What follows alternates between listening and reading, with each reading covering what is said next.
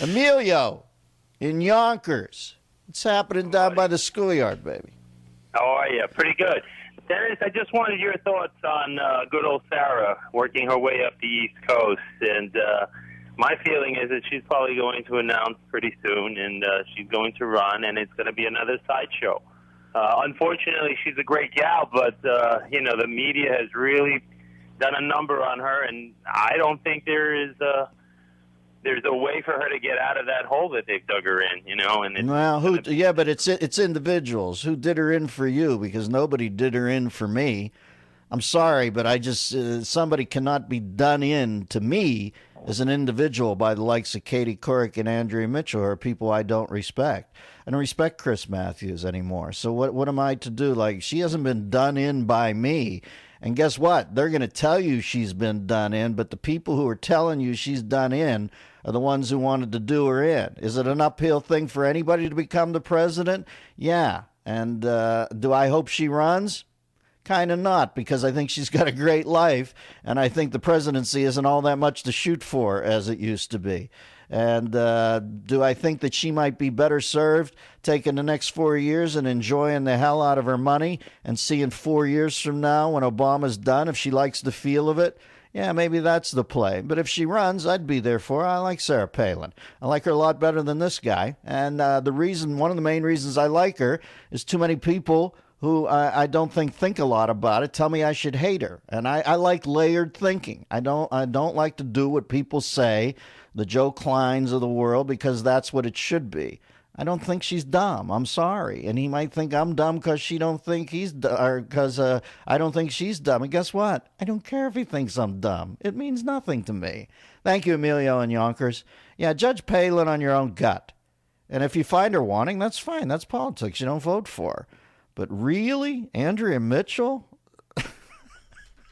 I look at Andrea Mitchell and I just think, how does she get into anybody's head? She's just like, listen, Andrea Mitchell has a certain amount of requirements that she has to hit to keep her job and to be a player. And even if she didn't believe in those, she'd hit those marks to keep the job.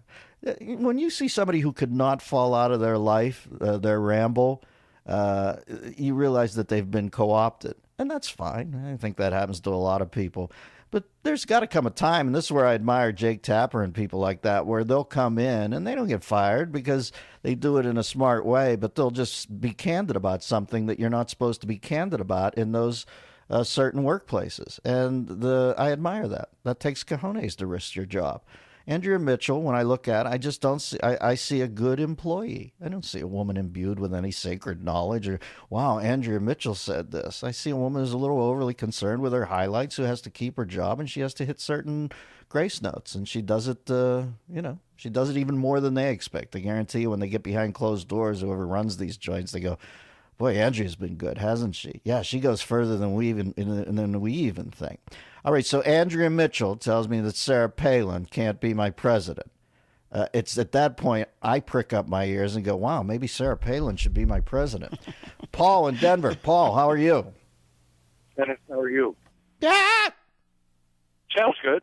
Sounds good. Exactly. Listen, I just wanted to say quickly that I watched all of the talk shows over the weekend, all of them, and thought about it in a kind of a funny, abstract way, and I realized we have created a political ruling class, regardless of party affiliation, that has lost total touch with the American people, what they think, what they want, what they feel. And I ascribe that to all of them. And I'm thinking of the French nobility who didn't have a clue what was going on in the countryside and all lost their heads. Yeah. But I think we have one now that it scrambles only to maintain its power base, nothing else.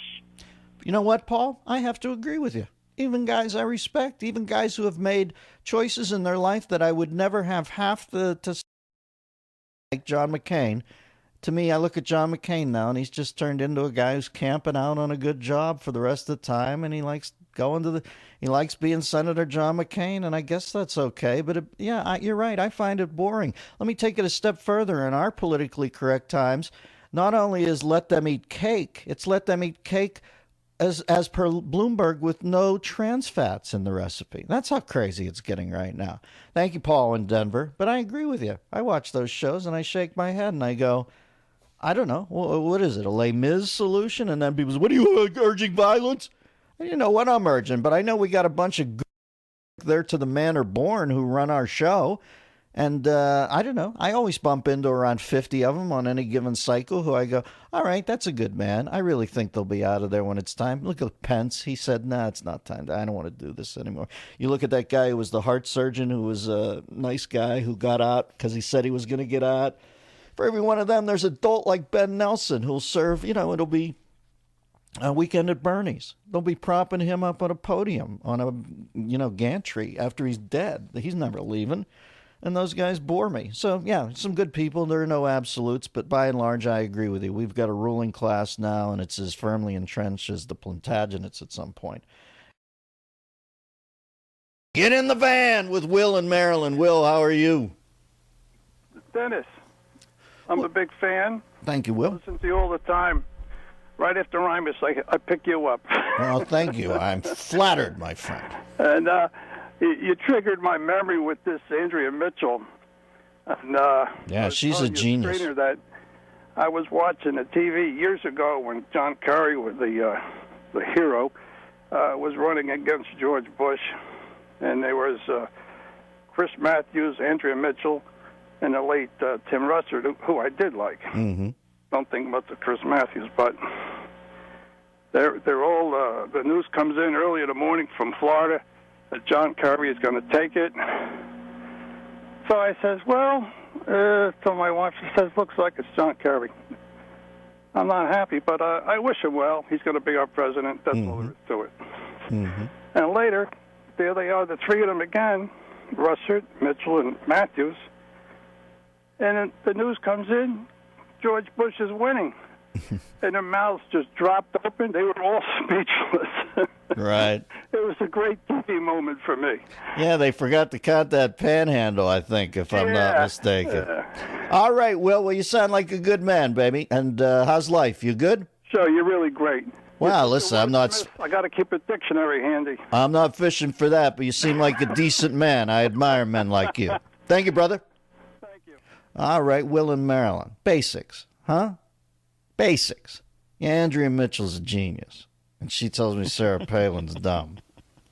Oh, I didn't know that. I thought Sarah Palin was cool and had done some things in her life and seemed like a great dame. But Andrea Mitchell thinks she's dumb. All right, now I got my mind right. Who's kidding who here with this crap? Listen, Sarah Palin could do Andrea Mitchell's job in a blink. If you're asking, Andrea Mitchell would have garroted herself with a 30-pound test line within 5 minutes of being on an industrial fishing boat. And she would have whined about the size of her Wellingtons the entire time. Go get some highlights done, Andrea. Leave the thinking to the men.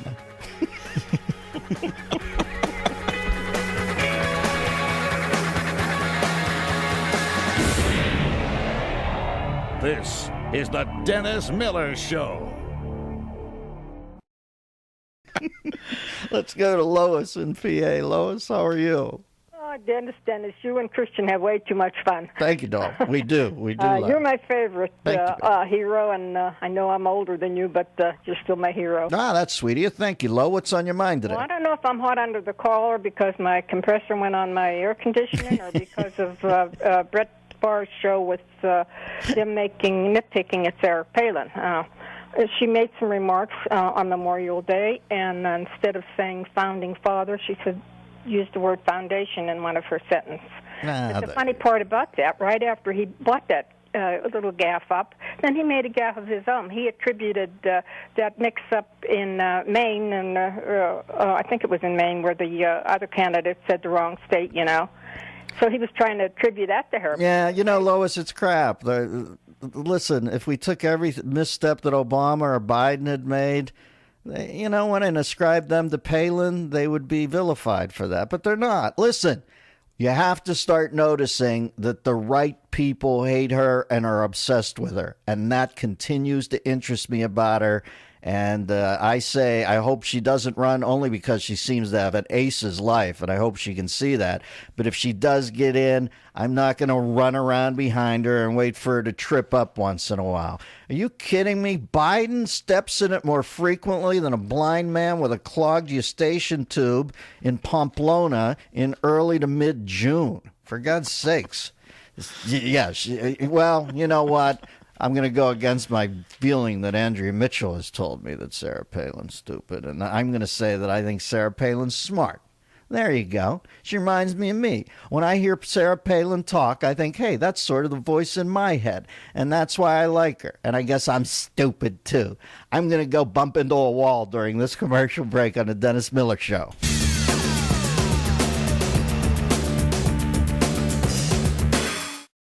Let's talk Mitch Bachmann. All right. I wanted to know, I happen to like her. I call myself a conservative. It's a mixture of a conservative and a Republican. And I just wanted to know, do you think that she has a shot? I mean, who's going to pull us through this? I mean, let us know right now. If you can give me your opinion, I'll hang up. And what do you think? She seems pretty good, and I think she can get a lot of women behind her. But I know the Democratic women hate her, of course. Listen, and Frank, I want to just know you got to get your head around at one point. Everybody who runs, thank you, Frank, and you're right, we do get a weird line, so it's a little windy there. Everybody who runs on the Republican side is going to be positively savaged. You will not believe how ugly it gets. Save probably two people. Romney, who I think they understand they can beat in a way, and Huntsman, who I think they think is one of them in some way. Those two guys might be vouchsafed through. Is that how you say that? That's my new word. I try to use it once a day. I'm not even going to pretend. I've never heard that word before. Vouschafed.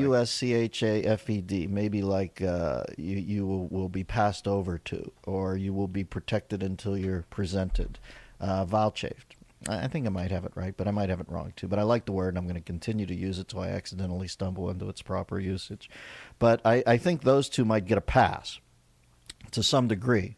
Don't trust anybody they don't hate full-throatedly. And indeed, get interested in the people they hate the most. Let's face facts. We're not alike anymore in certain ways. Yeah, we're all humans. We all breathe. Some of the things that they look you in the eye and tell you they believe are so crazy, you just go, you can't mean that. And therefore, I always assume when they tell me that somebody's the worst person who ever lived and will be the death of the world as we know it, I often think, all right, I got to go study that because I know I'm not on the same page with them about anything else, so why not look into the people? The person they hate the most, obviously, has been Sarah Palin. Now, that should tell you to look into her as something. When Katie Couric, listen, I can never change your mind. If your idea of a smart person and a dumb person, or a competent person and an incompetent person, is that Katie Couric is a smart, competent person and Sarah Palin is a stupid, incompetent person, I'm not going to change your mind because I look at that and it's just for me, it's the same thing on the other side of the number line. It's no hard choice at all. I know the world Katie Couric exists in. I've lived in that world. I know that elf and chipmunk thing played. She was a pretty good morning host, the effervescence and all that.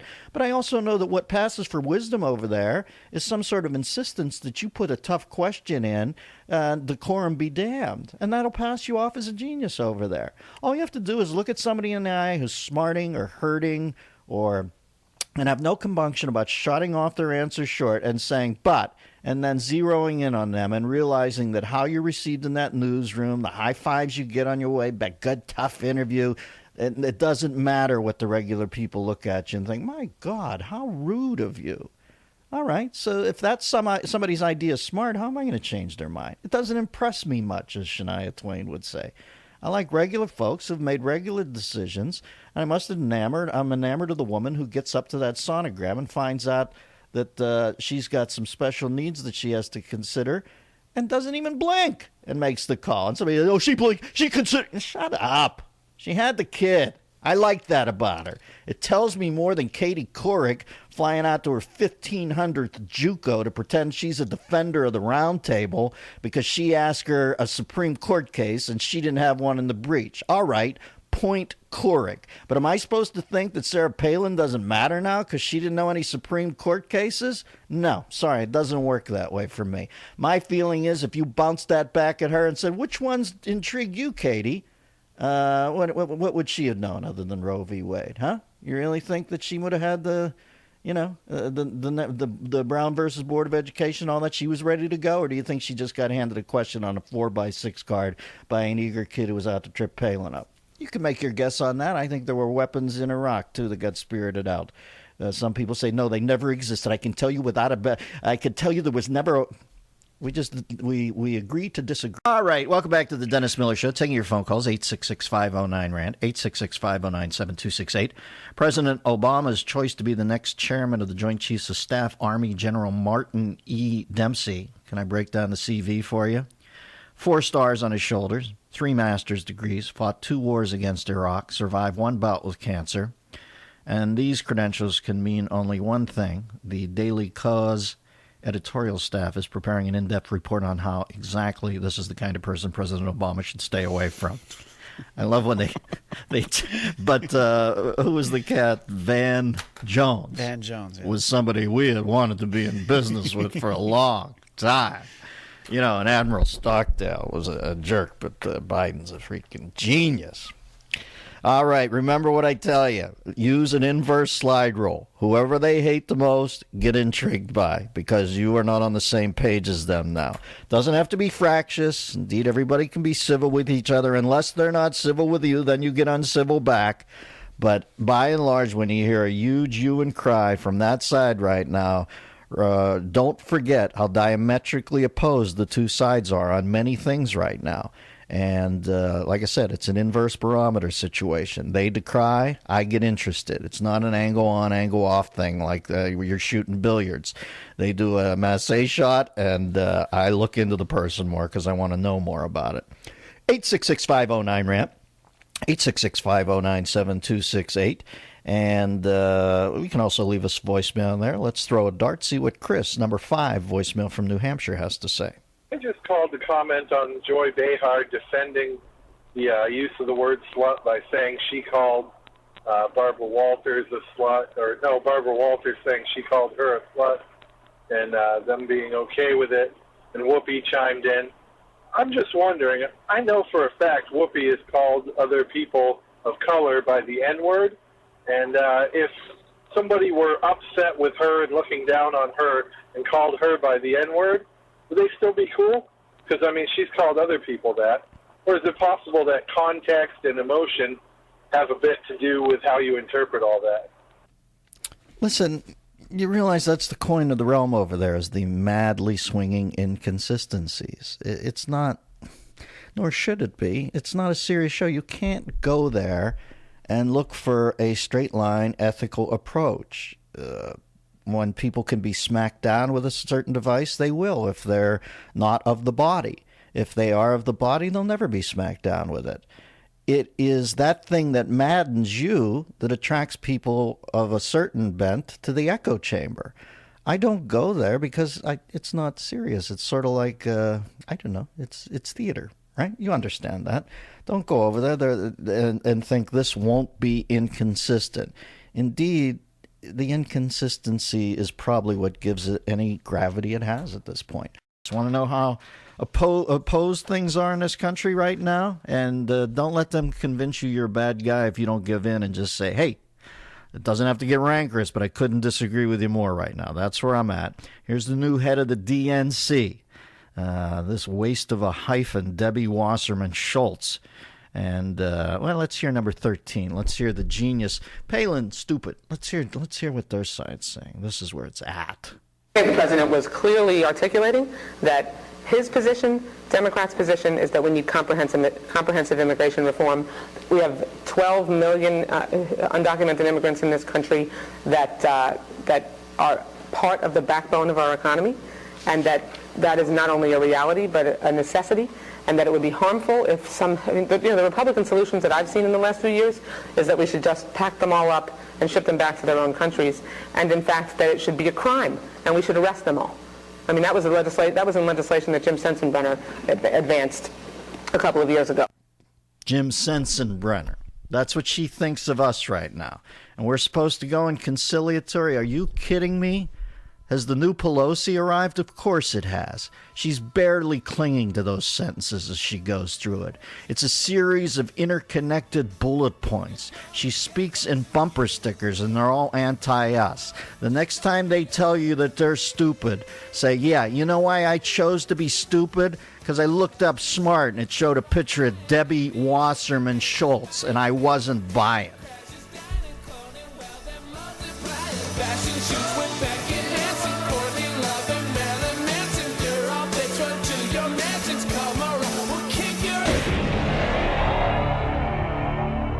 The Dennis Miller Show on Westwood One.